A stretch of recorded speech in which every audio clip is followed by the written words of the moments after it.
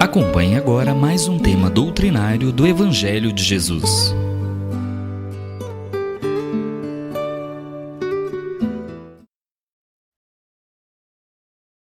Meus irmãos, uma boa noite a todos.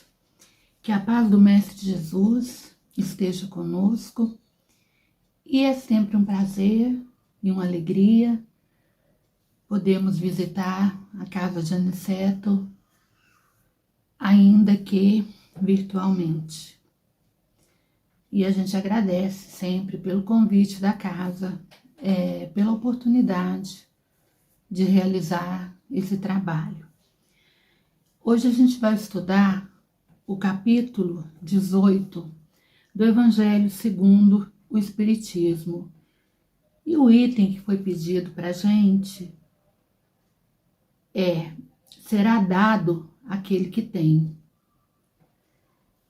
Um Espírito Amigo, Bordeaux, 1862. Eu, quando estava preparando esse tema, eu confesso que eu tive uma certa dificuldade, porque parece um pouco assim, esquisito, né? Um pouco contraditório quando fala, né, nesse capítulo, que vai dar àquele que já tem e vai tirar daquele que não tem. Então, parece que a gente fica pensando assim, mas como é que será isso, né? Como é que funciona esse negócio? Como que Jesus falou uma coisa dessa?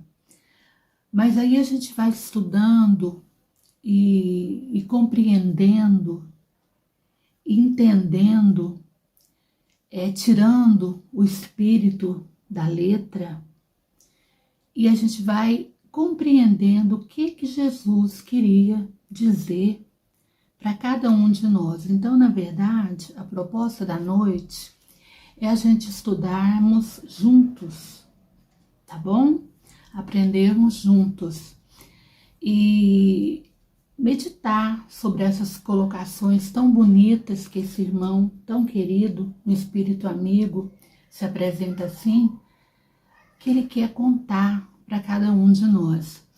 Então, eu peço permissão, que eu gostaria de ir lendo e comentando pouco a pouco, porque aí parece que fica mais fácil para a gente entender o que é que os espíritos querem nos dizer nesse capítulo 18, que é o capítulo muitos os chamados e poucos os escolhidos. E como a gente já disse, o nosso item será dado àquele que tem. Então a gente vai falar um pouquinho sobre o capítulo 18. Nós sabemos que normalmente cada capítulo do Evangelho ele é estruturado em duas partes, né? Tem a primeira parte e a segunda parte. Não necessariamente todos, mas a maioria das lições do Evangelho segundo o Espiritismo. E nós temos essa mensagem maravilhosa que foi trazida por esse Espírito Amigo. Então a gente vai lendo, vai comentando e a gente começa analisando que parece um pouco esquisito, né? Quando ele fala que vai ser dado muito àquele que já tem. Porque a gente pensa, mas se a pessoa já tem, por que vai dar mais para ela? Tem que dar para quem não tem, não é assim?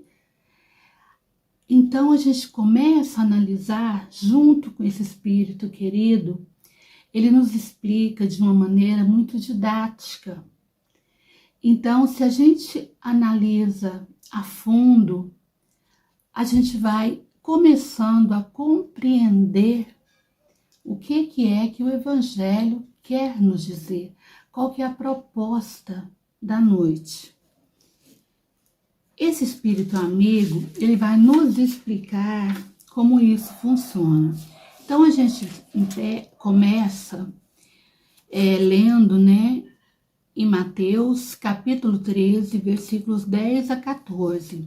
E ele diz assim: aproximando-se dele, seus discípulos lhe disseram: dele, Jesus, não é? Os discípulos se aproximaram dele e começaram a estabelecer um diálogo com o nosso mestre. O mestre, é bom a gente lembrar que o mestre é aquele que ensina. Por isso, é muito bom nós estarmos próximos do mestre, porque nessa convivência com ele, nós vamos aprendendo, porque ele estava e está sempre nos ensinando através das parábolas, através da vivência do amor que ele teve quando passou por aqui, pela terra, e que chega até nós, até nos dias de hoje, através do Evangelho segundo o Espiritismo, através de toda a codificação kardeciana, dos livros de apoio e de tanta coisa boa que nós temos à nossa disposição para aprender. E a gente gostaria de lembrar que os discípulos são aqueles que aprendem. Todos nós somos discípulos, porque nós estamos ou deveríamos estar continuamente estudando e aprendendo. E somos aprendizes e estamos ainda dando os primeiros passos iniciais na nossa longa trajetória evolutiva. Então é bom diferenciar o que é discípulo, porque nós temos os adeptos, os discípulos e os apóstolos. Os adeptos são aqueles que vão, que escutam, que se simpatizam com a doutrina, que às vezes ele diz, eu sou espírita, mas que ele ainda, vamos assim dizer, não vestiu a camisa. Ele ainda não é aquele trabalhador da última hora que o Evangelho convida. O discípulo não. O discípulo já é esse que passou por essa fase, mas passou a compreender a doutrina e a vivenciar de alguma maneira a doutrina. Ele já começou a trabalhar de alguma maneira para o Cristo, praticando a caridade, divulgando e trabalhando de todas as maneiras para a construção de um mundo melhor. E logo depois nós temos os apóstolos, que engloba tudo, porque o apóstolo, ele já foi adepto, ele já foi discípulo e é apóstolo, que é aquele que já está caminhando, vamos assim dizer, do lado do nosso Cristo. É aquele que já deixa que esses ensinamentos saiam de dentro dele. Então, voltando aqui ao Evangelho, Mateus nos diz que, aproximando-se dele, Jesus, seus discípulos lhe disseram, por que lhes fala por parábolas? Os discípulos perguntaram para ele por que ele falava por parábolas. E Jesus respondeu, é porque a vós outros lhes foi dado conhecer os mistérios do reino dos céus, ao passo que a eles, as outras pessoas, o povo em geral, isso não foi dado. Ok. Então aí a gente analisa que aqueles que estavam mais próximos de Jesus, os discípulos, os apóstolos, principalmente eles já tinham essa possibilidade de compreender melhor a mensagem de Jesus, os mistérios, vamos assim dizer, entre aspas, que se consideravam naquele momento mistérios, hoje a gente sabe que não é mais, os mistérios do reino do céu, da vida após a morte, da reencarnação. Então Jesus, ele poderia falar a esses apóstolos mais diretamente, porque de uma maneira geral, meus irmãos, o povo não estava naquele momento ainda preparado para entender, nem moralmente, nem intelectualmente, as mensagens de Jesus. Por isso ele falava por parábolas, por isso ele contava histórias, né? Contava causos, para que pudesse facilitar a compreensão da mensagem do seu evangelho, da mensagem de Deus que ele trouxe para nós. E o evangelho segue falando assim, olha que coisa interessante, porque aquele que já tem, mais lhe será dado, e ele ficará na abundância. Mas, entretanto, aquele que não tem, mesmo o que tem, se lhe tirará. Olha que coisa mais estranha se nós formos analisar ao pé da letra. Se a gente pegar isso ao pé da letra exatamente, vai ficar um tanto quanto esquisito, não é? Para nós, parece que a gente vai entender Jesus de uma forma injusta. Ou seja, é como se ele dissesse assim, já que você não tem, eu vou tirar logo tudo, e você que tem, eu vou te dar mais. Então a gente pensa assim, mas que coisa mais paradoxal, não é mesmo? Que paradoxo é esse? Paradoxo é aquilo contraditório. É aquilo que, como a gente diz vulgarmente, não tem pé nem tem cabeça. Se nós interpretarmos isso ao pé da letra, meus irmãos, nós estaríamos muito distantes da compreensão do verdadeiro significado daquilo que está por detrás dessas palavras que Jesus disse, dessa simbologia que aparece tanto nos evangelhos, dessas parábolas. Por isso que a proposta do Espiritismo é tirar da letra que mata, tirar o espírito que vivifica.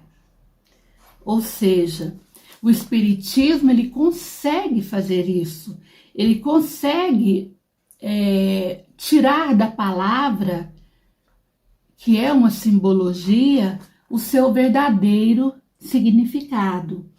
Mas para isso a gente tem, como se diz, que ter olhos de ver, ouvidos que escutam de verdade, para a gente não analisar isso dessa maneira vulgar ao pé da letra, e para que a gente possa compreender o verdadeiro significado desse ensinamento de Jesus. E esse espírito amigo que nos traz essa mensagem, ele nos explica de uma maneira muito didática, muito lógica, simples, e ele divide esses ensinamentos em 2 tempos. Então, primeiramente, ele vai falar essa frase, dar-se-á aquele que tem. E no Evangelho diz que nós temos que meditarmos, olha a palavra, meditarmos sobre esses ensinamentos de Jesus. Nós temos que estudar, aprofundar no Evangelho, porque ler é uma coisa, estudar profundamente é outra coisa. E se nós não meditarmos, nós não vamos chegar a compreender o que Jesus quis nos dizer com essas palavras. Vejamos, aquele que recebeu, olha que linda essa explicação que o Espírito nos dá. Aquele que recebeu é aquele que já possui o conhecimento, o significado. Ele já possui a essência da palavra divina. É lindo isso, não é? E coloca no Evangelho dessa maneira, ele já possui a essência da palavra divina. Então Jesus, ele queria nos dizer que aquele que possui, mas não possuir materialmente, aqui nós não estamos falando de posses materiais, de riquezas materiais, de dinheiro, não. São as posses, os valores adquiridos moralmente. Valores também de compreensão, de entendimento. Isso que o Evangelho quer nos ensinar, não coisas materiais. Ele recebeu, aquele que já tinha, ele recebeu por quê? Porque ele já tem essa compreensão para receber esses ensinamentos, para receber a palavra de Jesus. É como se a terra já tivesse preparada, já tivesse adubada para jogar a sementinha, plantar, ver ela crescer e produzir frutos. Seria mais ou menos assim. Ele recebeu apenas, diz esse Espírito, porque tentou tornar-se digno. Ele recebeu apenas porque tentou tornar-se digno daqueles ensinamentos. Ou seja, ele lutou, ele trabalhou, ele foi perseverante. Ele tentou tornar-se digno para receber naquele momento os ensinamentos do Evangelho de Jesus. Então o Senhor, nosso Senhor Jesus Cristo, ele anima os esforços que tentam para o bem. Ou seja, ele anima os nossos esforços quando nós estamos trabalhando para ser aquele homem bom que nos fala o Evangelho, quando nós estamos tentando melhorar, fazendo a nossa reforma íntima, tentando evoluir, tentando perdoar, tentando amar o nosso próximo, tentando praticar a caridade em todos os seus âmbitos, Jesus, o nosso Mestre, ele nos anima, nos dá força, se aproxima de nós. Então tá aí a explicação que nos dá esse Espírito, são palavras dele que estão nessa lição.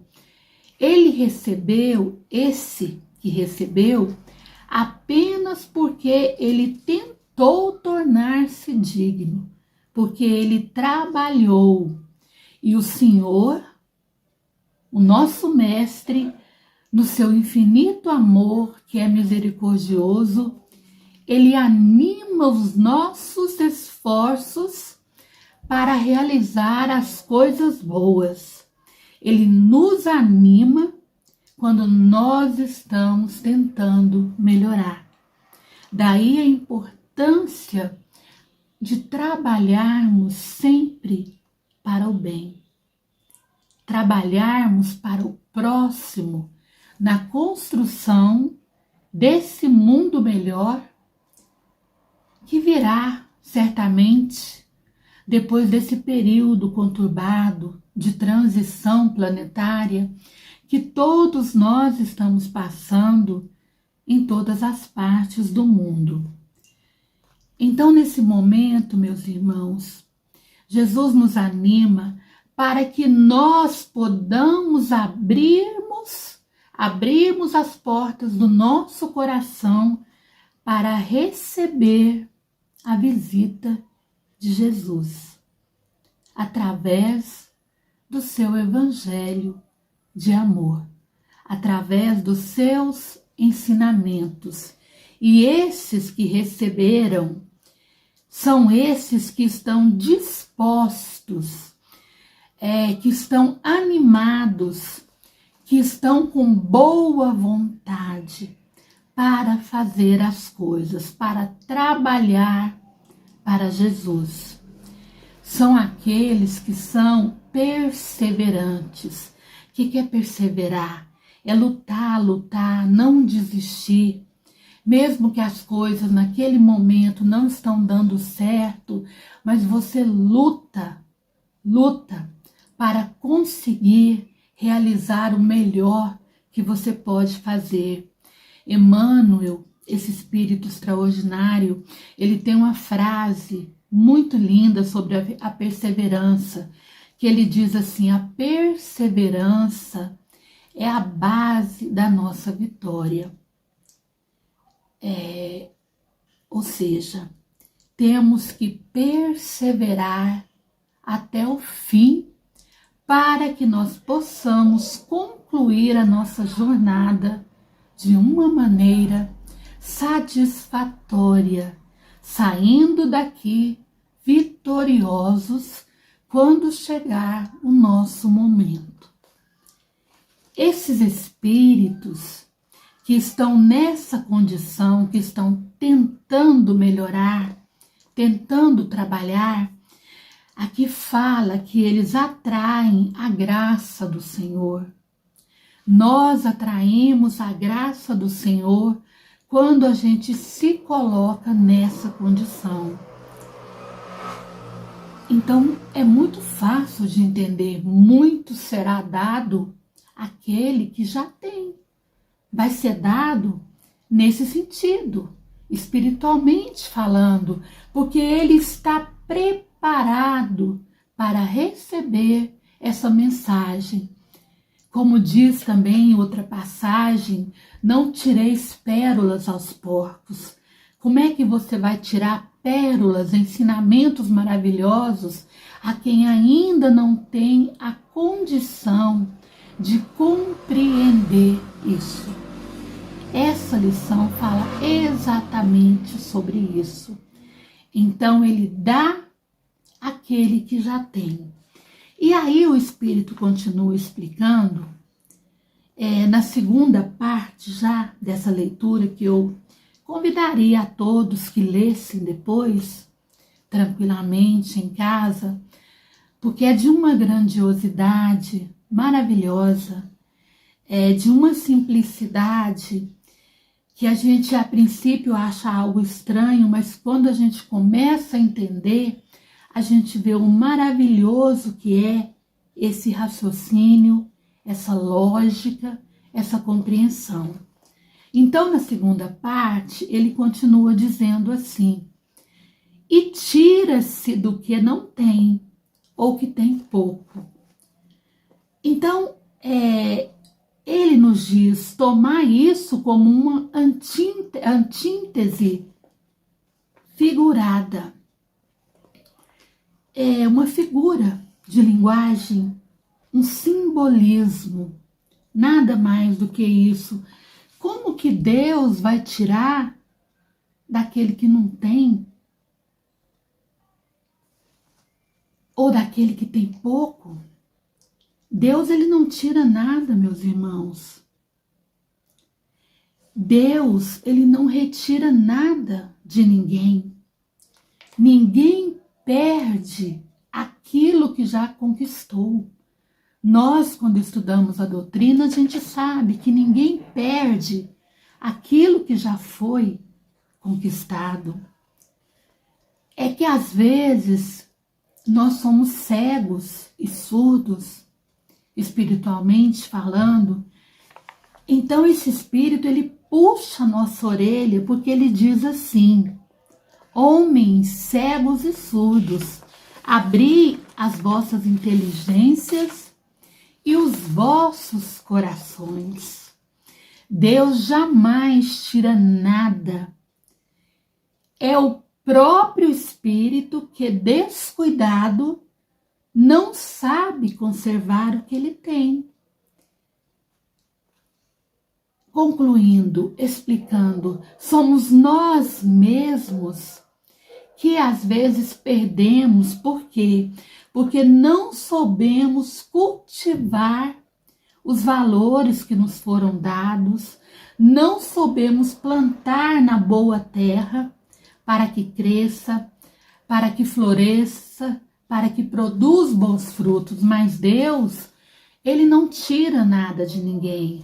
Essa lição ela é maravilhosa, porque ela nos fala que nós, cada um de nós, temos que cuidar da nossa plantação interior, nossa vida, nossas atitudes, trabalhar a terra do nosso coração para que não nos seja tirado nada. Mas quem tira? Deus? Não.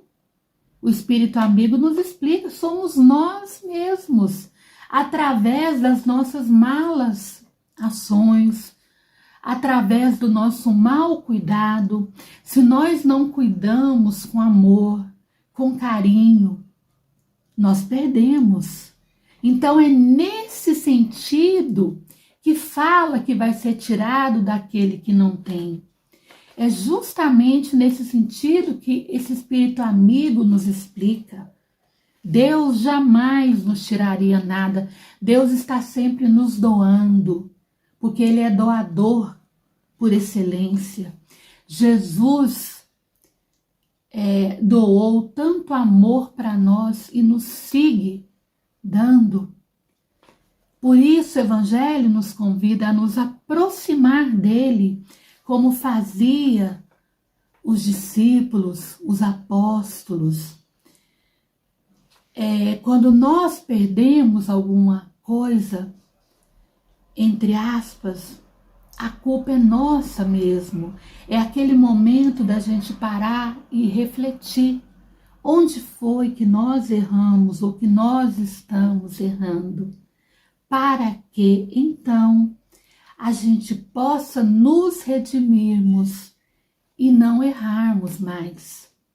Como dizia Francisco Cândido Xavier, o apóstolo do amor, nós não podemos mudar o nosso passado, o que nós já fizemos, mas nós podemos construir um futuro melhor para cada um de nós e melhorar e trabalhar na construção desse mundo de regeneração que está chegando para todos. E quem sabe, se nós formos esse trabalhador da última hora de Jesus, nós possamos ser esse herdeiro dessa nova terra. Deus, Jesus, os espíritos amigos jamais vão tirar nada de nós. Ao contrário, eles estão sempre e sempre nos doando. Somos nós mesmos os responsáveis do nosso destino. Ninguém mais. Então o Evangelho nessa lição, ele é muito claro. E aqui ele finaliza a lição dizendo uma coisa muito bonita. Ele diz assim: pegai vossas grades e vossos arados, arai vossos corações, arrancai deles o joio, o mal, semeai neles o bom grão, o bem, que o Senhor vos confia, e o orvalho do amor os fará produzir frutos de caridade. É muito lindo, não é? Muito importante nós termos esse conhecimento e entendermos essa lição, analisando profundamente, de uma maneira lógica, racional, como Kardec nos ensinou, passando tudo pelo crivo da razão.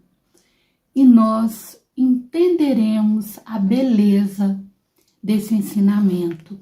convidamos a todos que possam reler essa leitura em sua casa e se aprofundar nessas belezas, lembrando que nós somos filhos de Deus, somos filhos do Criador do universo e que deveríamos nos sentir como aqueles que recebemos, nos sentir como aqueles que recebemos e vamos receber muito e muito mais. Um beijo grande no coração de cada um, muita paz para todos. Uma boa noite e muito obrigada.